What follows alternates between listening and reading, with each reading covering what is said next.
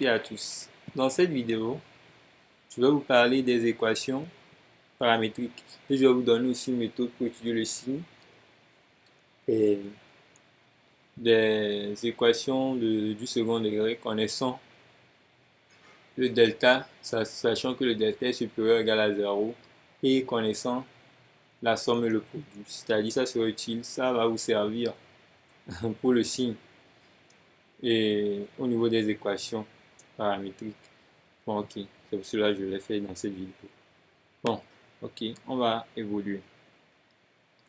Bon, on appelle l'équation paramétrique de degré de toute équation de la forme ax au carré plus bx plus c égale à 0 avec a différent de 0 dans lequel a, b, c comporte un paramètre souvent noté m. Voilà le coefficient a, le coefficient b et le coefficient c ici. Bon, et je donne un exemple d'équation et paramétrique. Voilà un. 1 moins 2 facteur de x au carré. Maintenant, il y a plus 2m, x moins, plus m moins 3. Donc, ça veut dire que mon a ici, c'est quoi? Le a, c'est le coefficient de a, c'est m moins 2. Le coefficient de b ici, c'est plus 2m. Et le coefficient de c, ça va être plus m moins 3. Donc, m moins 3 égale à 0. Comme c'est une équation égale à 0. Bon. Remarque, le paramètre m peut être remplacé par t, k ou a, quoi, n'importe quoi, quoi. C'est-à-dire au lieu de m, ça devient t. L'équation est t et le t élément de r. Ou bien k, ça serait k et k élément de r. Bon. La résolution, j'expliquerai les étapes nécessaires pour la résolution dans l'application que je vais présenter ici. Voici l'application. On pose k de t. Voilà l'équation. 2 points. T plus 3, x au carré, moins t plus 2, x plus 1 égale à 0. T élément de R. Et maintenant, on dit détermine. La première question dit déterminer T pour que le réel A moins 3 soit solution de KT. C'est-à-dire, dans un exercice, on peut, au lieu de KT ici, si c'est par exemple ici, je pouvais le nommer, je pouvais l'écrire M. Parce que ici, mon paramètre ici, c'est M. L'exemple que j'ai écrit devant ici, c'est un paramètre M. Donc, EM. Donc 2 points, quoi, c'est 2 points comme ça. Je devais le mettre ici comme ça. EM. Ici, je devais mettre ce que je disais ici. EM, 2 points, M moins 2, facteur de x au carré, plus 2m, plus m, moins 3. C'est-à-dire, si je nomme mon équation, là, EM. Parce que le paramètre, c'est m, donc ça fait EM. Ici, le paramètre était peut-être k, ça fait EK. Vous voyez déjà, non? Or, ici, le paramètre, ici, c'est t. Je l'ai appelé KT, K de t, l'équation K de t. Bon, voici ça. Je l'ai présenté. Et maintenant, la première question me dit de faire quoi? Déterminer t pour que le réel moins 3 soit solution. Dire que quelque chose, dire qu'un réel est solution d'une équation. Bon, au fait, ici, j'ai donné une équation ici. L'équation, là, il doit être associé à un polynôme que je peux appeler P, un polynôme de mon choix que je peux appeler P, ou bien je peux appeler T. Si j'appelle ça T, il y aura une confusion. Bon, comme le paramètre c'est T, bon, je peux appeler mon polynôme peut-être A, et ça serait AT, puisque le paramètre c'est T, AT de X, puisque la variable c'est X, c'est ça. Donc on pouvait l'appeler comme ça. Mais moi j'ai décidé de l'appeler PT de X, donc je pose. C'est moi-même qui ai posé. Posons PT de X égale à ça. Parce que X c'est la variable, c'est pour ça que j'ai mis X ici. Si c'était, ouais, ça là, c'est la variable, c'est un X quoi. Ouais, non. Ok, c'est clair. Donc je l'ai posé, posons PT de X égale à ça. Or, dire que quelque chose, dire que un réel est solution d'un polynôme.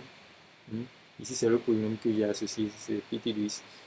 Donc, ça veut dire que je devais trouver si P et toi est vraiment solution de ça, ça veut dire que si je calcule PT de moins 3, je dois obtenir 0 avant de dire que 3 est solution. Vous voyez, il y aura, parce que, au fait, quand je vais calculer pt de moins 3, je vais voir que ça c'est en fonction de t. Je vais aller chercher la valeur pour laquelle aussi ça va s'annuler pour que j'ai le 0. Donc ça, on m'a dit, détermine t pour laquelle, pour détermine t pour que le réel moins 3 soit solution. Quoi. Eux, ils veulent que moins 3 soit solution. Donc, ce qu'il faut jusqu'à ce que p de moins 3 soit égal à 0. C'est ça que je cherche. Donc, je reviens. Je calcule pt de moins 3 comme normalement.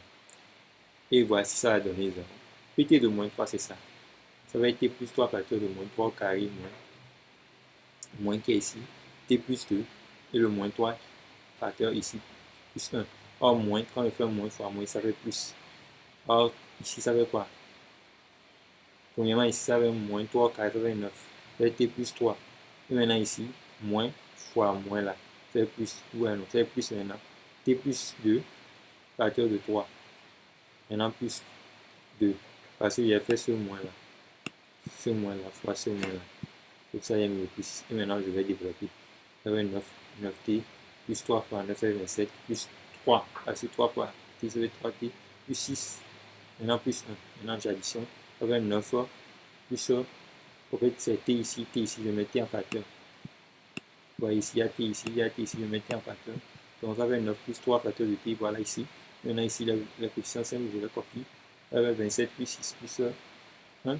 Donc ça fait finalement, vous calculez ça si vous appuyez sur pause, calculer. Ça fait 12.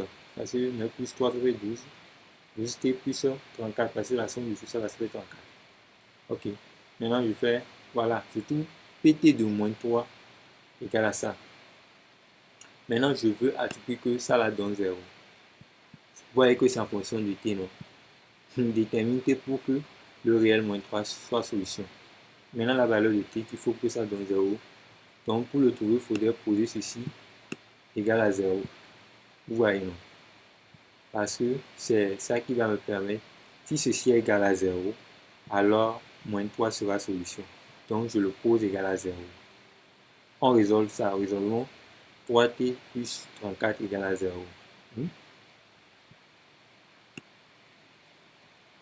Non. Attends, je vais dire posons ensuite, mais bon, je nous résolvons. Bon, 3t plus 22 égale à 0, ça signifie que quoi? J'en balance ça ici. Non, c'est pas 22 ici. C'est 34, je voulais écrire ici. Erreur de saisie. Je ne vais pas le corriger, je vais le corriger comme ça. Ça va être 34.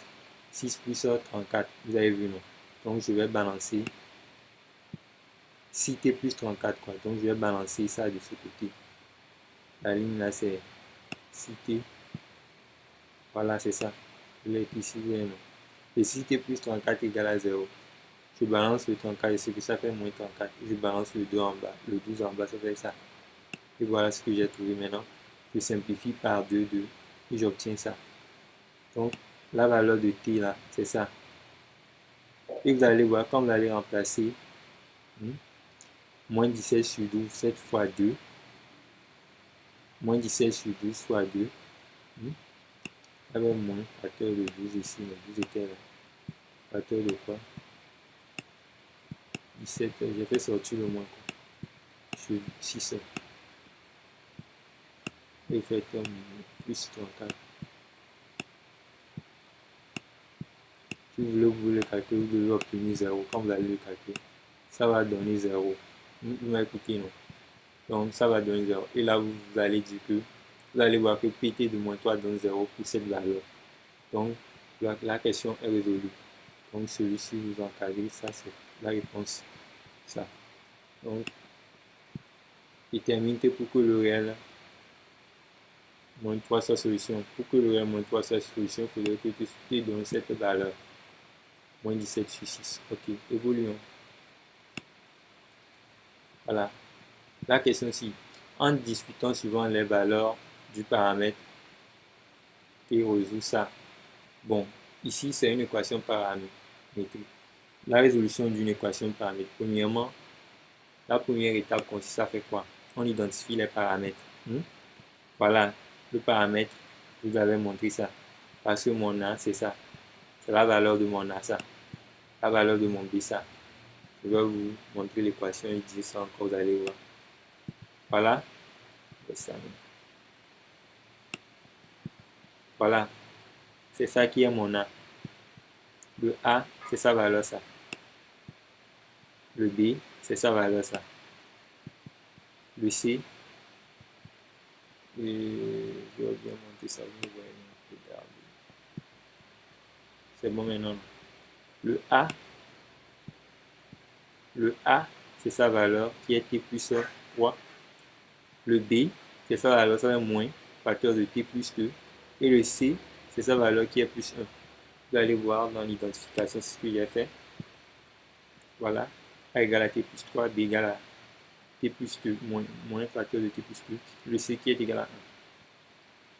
La première étape, c'est ça que j'ai fait. On identifie les coefficients. On identifie les coefficients A, B et C. Voilà. Après avoir identifié les coefficients, maintenant, je fais le premier cas. Le premier cas rejoint quoi? C'est-à-dire, on pose A égale à 0. Je vais poser mon A là, égal à 0. Ceci, ouais, ça. C'est ça. Le A de mon paramètre, c'est ça. T plus 3 égale à 0. Si je le pose égal à 0,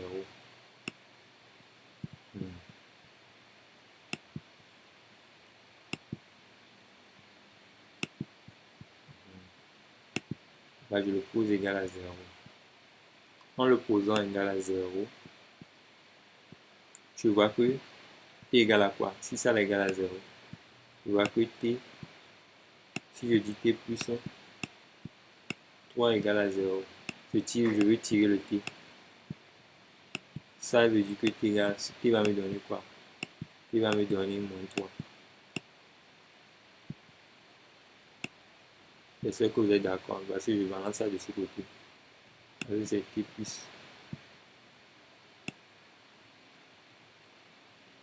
C'est ça là. T plus 3, vous avez vu. Je vais effacer. Je vais rester. Voilà. A égale à 0 signifie que T plus 3 égale à 0. Ainsi, T donne moins 3. Et je remplace T par la valeur moins 3. Et quand je remplace T par la valeur moins 3, que se passe-t-il? Si je remplace T par la valeur moins 3, vous allez voir que ceci va vers 0. Ça va me donner 0. Et ceci, je vais calculer ça. Ça veut dire que j'aurai moins facteur de quoi? Moins 3 plus 2. Bon, on fait ça là. Ça fait quoi finalement? Ça fait 3 moins 2 qui donne finalement 1. Vous voyez, non? Quand je développe, nous sommes moins. Je prends le mot pour le frapper. Ça fait plus 3. Maintenant, moins 2. Ça fait finalement 1. Donc, j'aurai l'équation. Ça fait 1x. Ça là va devenir 1. Ça fait x finalement. Ça fait x plus 1 égale à 0. Que je vais résoudre lorsque le est égal à 0. Je vais revenir au niveau de mon équation. Vous allez voir ce que j'ai fait. Le premier cas. Donc, pour résoudre une équation paramétrique, le premier cas, c'est le cas où A égale à 0. Hein? C'est-à-dire que c'est ça. Hein? Après avoir identifié les paramètres, le premier cas, en fait, le cas où A égale à 0. Hein? C'est-à-dire l'équation, le jour où l'équation ne sera pas de degré 2. C'est-à-dire la valeur à côté du n. Et c'est le premier qu'on est en train de faire. Je vais terminer son étude avec là. Maintenant, je vais inciter moins 3 égale à 0. K de moins 3 est de degré 1. Aussi, K de moins 3, ça fait ça. Vous avez vu que c'était ça. Maintenant, je cherche à tirer le X. Le X, ça vaut moins 1. Quand je balance ça de ce côté, ça fait moins 1. Donc, A égale à 0 implique que K de moins 3 admet une solution. Et la solution, c'est ça. On a tout dépassé. On avait dit de résoudre ça. Et la conclusion que je vais faire, c'est la solution de l'équation K de moins 3 est le réel moins 1. Maintenant, le dernier cas, c'est quel cas? C'est le cas où le A va être différent de 0. Ça va comporter des sous-cas. C'est ça qui est mon dernier cas en fait. Le jour où l'équation ne sera plus du premier degré. C'est-à-dire que ceci, le A là, est différent de 0. Voilà la valeur de mon A là, c'est différent de 0. C'est ça. C'est ça qui est la deuxième étape. Donc pour résoudre une équation paramétrique, premièrement, on identifie les coefficients A, B et C. Après avoir identifié les coefficients, vous faites quoi? Vous posez éventuellement A égale à 0. L'équation est de degré 1. Avec la valeur du paramètre trouvé, on présente les solutions. C'est-à-dire que quand j'ai fait égal à 0, j'ai tiré T le paramètre et j'ai résolu pour cette valeur. C'est ce que j'ai fait, j'ai trouvé X plus 1. Après la faire et je donne la solution. Maintenant, l'étape qui va suivre, c'est que quoi? C'est le cas, comment on dit ça? Le dernier cas, c'est que le A va être différent de 0 parce que j'ai déjà vu le cas où A donne 0. Maintenant, lorsque le A est différent de 0, qu'est-ce que je vois? Premièrement, ça veut dire que mon paramètre sera élément de quel intervalle? T sera élément de moins l'infini à moins 3. Moins 3 à plus l'infini. Ça serait, le T va exister sur cet intervalle parce qu'il y aura plus le moins 3. Parce que j'ai déjà vu le cas où, le cas là, vous voyez déjà, non? Au fait, c'est ça là. C'est le cas A égale à 0 qui a conduit à T égale à moins 3. Maintenant, il faudrait que j'exclue cette éventualité. Et maintenant, pour l'exclure, je l'exclus de R parce que le T est élément de R. Donc, maintenant, le T va être élément de moins l'infini à moins 3 ouvert. Le T est défini sur ça, quoi. Il sera défini sur ça maintenant. Maintenant, je commence la résolution. Lorsque le T est élément de ça, ça veut dire que le A est différent de 0. Je vais vous remontrer. Voilà voilà ce que ça là est différent de 0 maintenant. Si c'est différent de 0, ça veut dire que mon équation est de degré. Voilà. Ça là veut dire que mon équation sera de degré et de degré 2. Vous voyez, non? Bon, si mon équation est maintenant de degré 2, vous allez voir, c'est le dernier cas qui enferme des sous-cas. Bon, maintenant, on a T éléments de ça, parce que j'exclus le moins 3 de 4 est du second degré. Et maintenant, je peux déterminer le discriminant delta. Bon, ce que je fais dans cette étape, c'est que quoi? J'exclus l'éventuel cas où le A est égal à 0. Maintenant, je suis dans le cas où A est différent de 0. L'équation est donc de degré 2. Je vais déterminer les valeurs du paramètre. C'est-à-dire, je ferai recours à la notion du discriminant parce que j'ai une équation de degré 2. Et voilà. Je calcule le discriminant qui fait b carré moins 4ac. Et voici le truc, moins ça. Voilà. Vous pouvez voir ça, c'est ça. C'est ça les coefficients A, B, C. Quand on fait le B carré, c'est ça. C'est tout ça là, le B au carré. Le moins là va disparaître quand on fait le B au carré. Moins au carré, ça va être plus ou moins. Donc ça va être T carré, T puissant 2, le tout au carré. Maintenant B carré moins 4AC, le moins 4. Maintenant le A, c'est T plus 3. Le C, c'est 1. Donc, et puis je développe le calcul. T au carré, c'est ça. Plus maintenant 4 parce que 2AB. 2 fois ça. 2 fois le 2 là. Fois le T. Ça va être 2 fois 2. fois t, donc ça fait 4t, le voici. Et maintenant, putain, oui c'est ça. Et maintenant, quoi? Est-ce que c'était ici, c'est ça. Ça fait le 4 est ici, c'est ça. Ça va être t au carré, voilà. Plus, en fait, le 2 au carré, c'est ça qui est le 4 ici. Maintenant, le 2ab, c'est-à-dire si je dis a plus b, le tout au carré, quoi.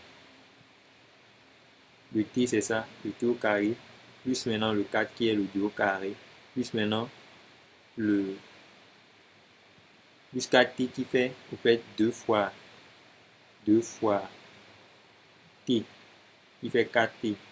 Bon, vous-même, vous allez calculer ça. Si vous développez ça, vous pouvez appuyer sur pause et aller vérifier ça. Ça va donner. Maintenant, je fais moins. Ça, là, ça provient de ces calculs. Tout ce que j'ai mis ici. Donc, c'est ça. Quand je fais 4t, ça fait moins 4t.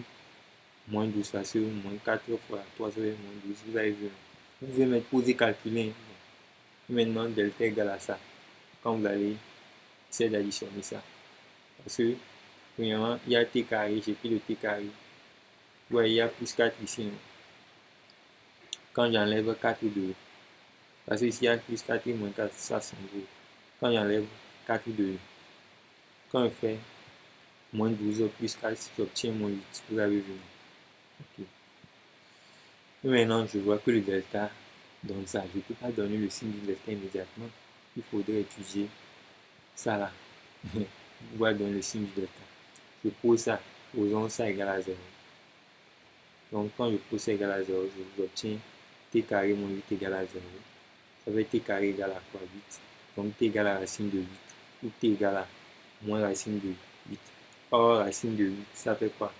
Racine de 8, ça fait 2 racines de 2. Et moins racine de 8, ça fait moins 2 racines de 2. Vous pouvez le vérifier vous-même. Racine de 8, si vous décomposez ça, racine de 8, c'est 2 racines de 2. Vous pouvez décomposer ça, vous allez voir. Et donc, ça veut dire que si c'est moins racine de 2, c'est moins 2 racines de 2. Donc, c'est ce que je vais faire dans le tableau.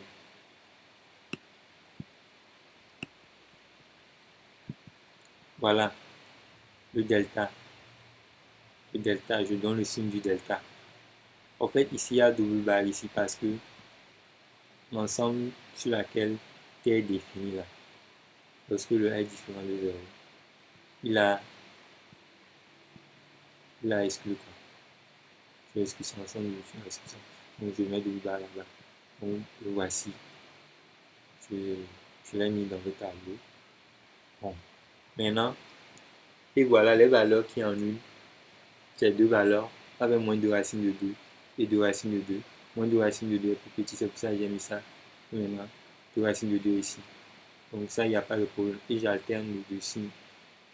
Comment on dit ça? L'équation est des degrés. Ça là, c'est 2 degrés de. Avec ça, je fais le tableau de signes. Quoi. Ça, les deux solutions, j'ai inséré dedans. Sur là où l'ensemble est le T est défini, l'intervalle sur lequel le T est défini. C'est ça, c'est vous là, il y a le moins 3 dedans que j'ai mis en point avec. Vous avez vu, non? Donc, je vais évoluer. Maintenant, or ici, c'est plus 1. Quoi. Donc, je vais démarrer par l'une des infinis par plus, soit par ici, ou bien soit par ici. On démarre ici par plus. Vous avez vu, plus est ici. Maintenant, ici, quand ça rencontre l'annulation, ça va changer de signe. Ça devient moins. Maintenant, quand ça rencontre l'annulation, ça devient plus. Plus ici. Parce que ici, il n'y avait pas. Ce n'est pas une annulation en fait. Donc, c'est pour cela, quand ça traverse, ça ne va pas changer de signe. C'est-à-dire t carré, moins 8 ne s'annule pas pour moins 3. Quoi. Donc, pour faire ça, ne va pas changer de signe là-bas. C'est bon? Je peux évoluer. Donc, c'est pourquoi j'ai plus ici. Ok. Donc, j'évolue. Maintenant, à partir de ce tableau de signes, je vais discuter pour trouver les solutions. Donc, on évolue. Bon, on déduit. Quel que soit t élément de moins, racine de 2 à 2 racines de 2, delta inférieur à 0. Cas qui admet 0 solution, quoi. Sur cet intervalle, delta est inférieur à 0. On conclut que la conclusion 1, c'est lorsque t élément de ça, moins racine de 2 à 2 racines de 2, le delta inférieur à 0, l'ensemble vide est la solution, quoi. Il n'y a pas de solution pour le cas t. Maintenant, je vais voir. Ici, le delta est nul. Pour cette valeur, le delta est nul. Pour cette valeur, le delta est nul. Parce que c'est ça nul, quoi. C'est delta égal à 0. Quel que soit t égale à moins 2 racines de 2, delta égale à 0, j'obtiens k moins et k de moins 2 racines de 2 admet une solution unique. Vous avez vu, non? Maintenant ici, de même, quel que soit t égale à 2 racines de 2, delta égale à 0, k de 2 racines de 2 admet une solution unique aussi. Or, parler de solution unique, le I0 c'est égal à quoi? Moins b sur 2a. Or, a égale à t plus 3, b égale à moins t plus 2. Je remplace. Donc, I0 égale à quoi? Le moins là-bas disparaît. Moins fois moins, ça fait plus. Donc, vous avez t plus 2 sur 2 facteurs de a, quoi. Le a qui est quoi? Voilà le a, t plus 3. Ok. Le b c'est ça. Le b c'est ça, j'ai dit moins b. Moins fois moins, ça, donc ça fait t plus 2 en haut. Le 2 facteur de ça, t plus 3 qui est le a. Donc maintenant, je vais remplacer maintenant les valeurs dedans. Faire le travail. Donc si t égale à moins, pour t égale à moins 2 racine de 2, je dis 0 donne quoi? C'est ça, j'ai calculé. Ça est moins 2, je remplace t par moins 2 racine de 2 plus 2. Maintenant sur 2 facteurs de moins 2 racine de 2 plus 2. Bon, si vous voulez calculer ça encore plus, c'est moi, c'est juste pour vous donner des idées, j'ai fait ce travail. Pt égale à 2 plus racine de 2. Voilà, je remplace aussi t par sa valeur, t va prendre maintenant d, et t va prendre 2 plus racine de 2. Je remplace t par 2 plus racine de 2, maintenant plus le 2. Maintenant sur 2, facteur de quoi? 2 plus racine de 2 plus 3. Voilà, je l'ai remplacé ici. Donc maintenant, je peux conclure. Conclusion. De la conclusion de c'est quoi? T égale à moins 2 racine de 2. Delta égale à 0. La solution unique de K2. K de quoi? K de moins 2 racine de 2 est le réel là que j'ai trouvé. Maintenant, lorsque t va prendre 2 racines de 2, delta égale à 0, la solution unique de K2, c'est ça. C'est ce que j'ai trouvé ici. Donc maintenant, j'ai fini pour cette conclusion. Maintenant, l'étape qui va suivre, c'est quoi? Et toujours ça, dans cette étape, je fais la discussion à partir du tableau de signes que j'ai trouvé. Donc maintenant, quel que soit le t élément de quoi? Quel que soit le t élément de... Je viens de régler le cas où le delta est égal à 0. Maintenant, je vais voir le cas où le delta est supérieur à 0. Parce que j'ai vu le cas où le delta est inférieur à 0. Et le cas où le delta est égal à 0, c'est le cas où le delta est supérieur à 0. Ça revient, donc je vais voir mon tableau de signes. Ça revient ici, plus, plus. Donc ça, c'est le t élément de moins l'infini à moins 3 union. Moins 3 à moins 2 racines de 2 union. 2 racines de 2 à plus l'infini. Donc, on évolue. Je vais revenir. Voilà. Bon. Ouais, ça, voilà ici. Lorsque, quel que soit le t élément de moins l'infini, à moins 3, union moins 3 à moins 2 racine de 2, union 2 racine de 2, à plus infini, delta est supérieur à 0. Donc, KT admet deux solutions distinctes. Que j'ai nommé X1, X2, je remplace les choses. Le A, c'était quoi? Et le B, c'est ça. Le B me faisait ça. Ça fait moins B, moins racine de delta sur 2A. Moins B, moins racine de delta sur 2A. Et l'autre, ça serait quoi? Moins B plus racine de delta sur 2A. Or, le moins B, ça fait quoi? Vous avez vu quand j'avais identifié les paramètres. C'est ça. Le moins B, ça devient T plus 2. Moins la racine de delta. La racine de delta, ça fait quoi? Or, mon delta que j'ai pris pour travailler, c'est T carré moins 8. Racine de T carré moins 8. Donc, on va vous le regarder. Je fais rapidement. A est moins b et moins racine de delta moins racine carrée de ça. Sur maintenant le 2a, le 2 fois le a quoi. Vous pouvez aller regarder. Hein. Comme vous avez peut-être vous allez noter ça au fur et à mesure. Maintenant ici, il devait être quoi? Moins b plus le plus qui est là, plus racine carrée de delta sur 2a. Ok. Donc vous concluez que quoi? Comme j'ai nommé, je sais pourquoi j'ai nommé ça ici un plus de pour ne pas écrire beaucoup. Donc la conclusion 3, c'est que t élément de moins l'infini à moins 3 union moins 3 à moins de racine carrée de 2 union 2 racines de 2 à plus l'infini. Les solutions de kt sont is1, is2, c'est-à-dire les réels is1, is2 quoi. Pour ne pas encore écrire les valeurs que j'ai déjà trouvées, c'est bon. Donc c'est ça. Donc je vais vous résumer encore un peu en lisant un peu ce que j'ai fait. Donc, pour résoudre une équation paramétrique, la première étape c'est quoi? On identifie les paramètres. La première étape c'est qu'on identifie. Je vais bien effacer les choses. Aïe aïe aïe. Je vais regarder ça.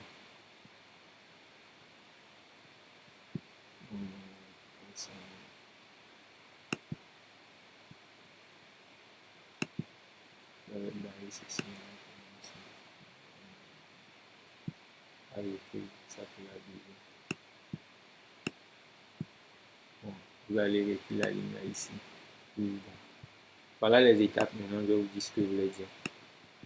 Bon, pour résoudre une équation paramétrique, premièrement, on identifie les paramètres. Voilà que j'ai identifié les paramètres.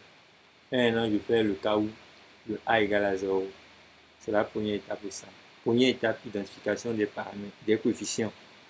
Les coefficients du paramètre. Identification des coefficients, quoi. A, B, C. C'est-à-dire, c'est ça. J'ai identifié les coefficients A, B, C. Le A donne quelle valeur?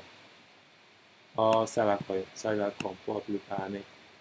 Maintenant, j'ai identifié les coefficients. Après l'identification des coefficients, je vais faire le premier cas. Le premier cas où A égale à 0, j'ai résolu ça. Maintenant, le dernier cas, c'est le cas où A est différent de 0. Et ici, A est différent de 0. Premièrement, l'équation de degré 2. On essaie de trouver quand l'équation est du degré 2. Quand l'équation est du degré 2. Maintenant, voici que l'équation est du degré 2. Et j'ai fait quoi d'abord? Maintenant, le t est élément de quel intervalle? Le t serait l'élément de moins l'infini à moins 3 union moins 3 à plus l'infini. Parce que j'avais réglé le problème. Lorsque a égale à 0, j'avais vu que t donnait moins 3. Et ça m'avait permis de prouver que l'équation était degré 1. Et maintenant, étant donné que la valeur moins 3, c'est ça qui fait que a égale à 0. Maintenant, pour que a soit différent de 0, ça veut dire que le t ne donne jamais moins 3. Donc, j'exclus moins 3 dans R, quoi. En moins l'infini à plus l'infini. Donc, en voulant enlever moins 3 devant.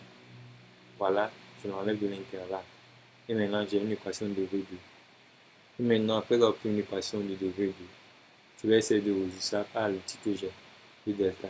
Et quand je calcule le delta, je vois que le delta me donne quelque chose dont je ne peux pas donner en même temps le signe. Donc, il faudrait que je trouve le signe du delta. C'est le signe du delta qui va me permettre de trouver les solutions sur chaque intervalle. Donc, en essayant de trouver, après avoir trouvé le signe du delta, vous allez dans les intervalles pour donner les solutions. C'est ce que j'essaie de faire. Lorsque je suis sur cet intervalle, par exemple, moins 2 racine de 2 à 2 racines de 2, j'ai vu que le delta est inférieur à 0, donc je n'ai pas de solution. Et je fais la conclusion que t, élément de ça, delta inférieur à l'ensemble vide la solution. Et lorsque le delta sera, ça s'annule quoi. Ça s'annule ici, ça veut dire que delta égale à 0. Ça s'annule ici, delta égale à 0. Pour la valeur moins 2 racines de 2, delta égale à 0. Donc j'ai une solution unique. Celui-ci aussi une solution unique. Mais bon, et maintenant le cas aussi où le delta serait. Tout ce que vous allez faire, ça serait à partir du tableau de signes. C'est une méthode. Ok. Pour moi aussi, je vous aime. si ça vous plaît aussi, c'est bon. Ça serait plus rapide aussi de le faire ainsi. Bon. Donc, je ne fais que deux cas. Le cas où A est égal à 0 et le cas où A est différent de 0. Et dans ce cas, ça comporte des sous-cas. C'est-à-dire, ça va renfermer des cas à cause du delta. Le delta va me permettre de donner les solutions. Je fais le tableau de signe de delta et je déduis s'il y a des solutions sur tel intervalle ou pas. Ok. Et puis, c'est tout. Donc, maintenant, je peux faire la question suivante. La question 3 me dit ceci. Bien, c'était question 2. La question 3. Trouve une relation indépendante de T entre les solutions de KT. Voilà. Trouver une relation indépendante qui ne dépend pas du paramètre quoi. Entre les solutions. Quand on parle des solutions, il s'agit des X. Et les relations que nous savons, et il s'agit de peut-être X1 plus X2 ou bien X1 fois X2 si les solutions existent. Bon, pour cette genre de questions, on peut recourir à la notion de somme et produit. Premièrement, vous écrivez, c'est la méthode que je vais utiliser ici. Vous explicitez la somme et le produit, vous calculez la somme et le produit. Ici, bon, vous connaissez déjà les coefficients A et B, c'est donc bon. Pour la somme, S égale à quoi? Moins B sur A. Le produit, ça fait quoi? C sur A. Oui, le produit, c'est C sur A. Donc, le C, c'était 1. Le A, c'était T plus 1. C'est ça. T plus 3. Voilà. Donc, ça veut dire le produit, c'est 1 sur T plus 3. Et la somme, c'était quoi? C'était moins B sur A. Or, moins B. Le B, c'était quoi? Mon B était moins facteur de T plus 3. T plus 2. C'était ça mon B. Quand je fais moins B, le moins là va partir. Donc, ça va être T plus 2 sur quoi? Sur le A, le coefficient du A qui est T plus 3. C'est ça ici. Donc, j'expose quoi? Le produit et la somme. Et maintenant, je fais quoi? Comme je cherche et je veux que ça ne dépend pas de... Et comment on dit ça? Bon, j'essaie de tirer quoi ici? Premièrement, j'ai essayé de tirer T plus 3. T plus 3 va me donner quoi? Parce que je sais qu'il y a T plus 3 ici. Non? Il y a T plus 3 ici. Non? Donc, je vais tirer T plus 3. Voilà. Je tire ça ici. J'ai tiré ça dans ici. Quand je tire T plus 3 ici, ça veut dire que le P va venir en bas. Ça fait 1 sur P. T plus 3, c'est égal à 1 sur P. Maintenant, je fais quoi?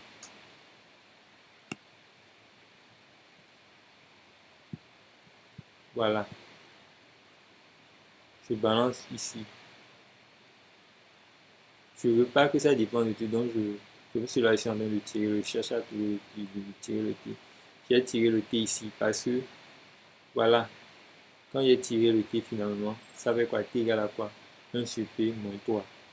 Or, le P c'est quoi? C'est ça. Or, le P c'est ça. Or, P c'est ça. Si P est égal à ça, je vais remplacer T dedans quoi? Pour faire disparaître le T. Maintenant, en remplaçant le T, j'essaie de bien calculer. J'obtiens ceci. 1 moins 1 et 1 sur P moins 1 sur 1 sur P. Et maintenant, j'essaie de rendre au même dénominateur et de toute façon, vous obtiendrez ça là. Quand vous faites 1 sur P moins 1. Si vous voulez, ça fait quoi? Ça fait premièrement. Et si je veux, je peux vous détailler ça encore plus ici. Ça fait quoi? Premièrement, ici, vous voulez le rendre au même. Ça fait quoi en gros? Ça fait 1 moins P sur quoi? Sur P. Maintenant, fois quoi? L'inverse qui va venir en haut, P ici. Et ici, il y aura 1 ici. Calcule l'étage ici. Hein. Ça va faire inverse en haut. Donc, c'est ce qui se passe. Donc, les P vont s'infini, il va rester 1 moins P. Quoi. Vous avez vu, non? Donc, comme je veux que ça, je cherche quelque chose qui ne va pas dépendre de quoi? De T. C'est pour cela que j'ai essayé de tirer le T. Bon, si vous faites ça de cette manière, ça va toujours marcher. Ok. C'est une méthode que je vous ai donnée. Il suffit la procédure, vous essayez d'analyser, de comprendre. Vous l'appliquez, ça va marcher toujours. Donc maintenant, je balance ça ici. Je balance tout d'un côté. Je sais que quoi? S égale à X1 plus X2. Et P égale à X1 fois X2.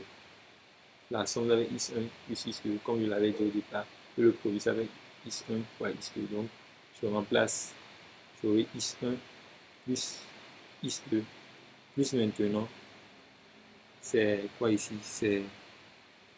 C'est quoi? Qu'est-ce que j'ai fait? Ça doit être c'est une, c'est bon. Parce que ici, si je balance ici, ça va être plus S ici. C'est les erreurs de service. Ça va être plus simple. Parce que je suis en train d'envoyer tout de ce côté. C'est-à-dire cette ligne-là, c'est ça. Ça fait ceci. Ça va me donner que j'aurai S plus P. Maintenant, en envoyé, ça fait moins 1. Vous allez venir. Égal à 0. C'est égal à 0. Et j'ai ce que j'ai essayé de faire. Or, S égale à X1 plus X2. Et c'est ça va X1 fois X2 et moins 1 égale à 0. Donc, c'est ça ce que j'ai trouvé. Ça ne dépend pas du paramètre P. Voilà la manière dont on fait cette question. Ok, c'est bon. Maintenant, je vais vous parler aussi de la dernière chose que je voulais dire. Au fait, c'est la fin de la résolution. Autre information bonus à savoir. Lorsque le delta est positif ou nul, delta supérieur ou égal à 0, on peut identifier le signe des solutions comme suit. Premier cas, le produit est inférieur à 0, les solutions sont de signe contraire.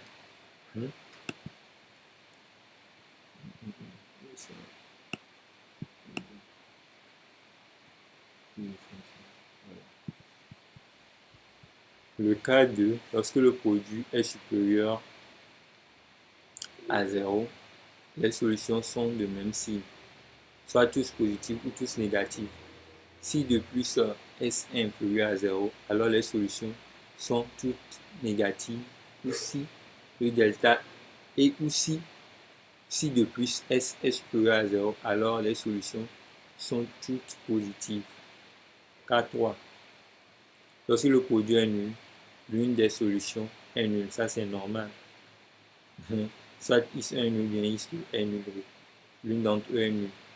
Et le dernier cas, lorsque S égale à 0, la somme est nulle. Ça veut dire que les deux solutions sont opposées, c'est-à-dire les signes sont opposés. C'est-à-dire que vous avez X1 égale à 2 et X2 égale à moins 2. Vous l'avez vu. Au fait, pourquoi je suis en train de vous donner cette information? Quand on peut vous demander d'étudier le signe, d'étudier suivant les valeurs du paramètre, le signe des solutions. Et là, vous faites un tableau de signes comportant delta et quoi? C'est-à-dire un tableau de signes du paramètre comportant delta, les signes de delta, comment delta varie. Maintenant, comment le signe de la somme aussi et le signe du produit. Et les trois informations là vont vous permettre de pouvoir dire comment d'étudier suivant les valeurs. Ça vous permettra d'étudier suivant les valeurs qui paramètrent le signe des solutions, comment les solutions sont sur des intervalles. Vous voyez déjà. C'est pour ça que j'ai mis ça. Donc c'est tout pour cette vidéo. Ok. Merci bien et à la prochaine. Likez bien les vidéos là pour moi et faites des commentaires si quelque chose n'est pas clair pour vous dans ça, ce que j'ai exposé là. Ok. Donc à la prochaine. Merci beaucoup. Merci.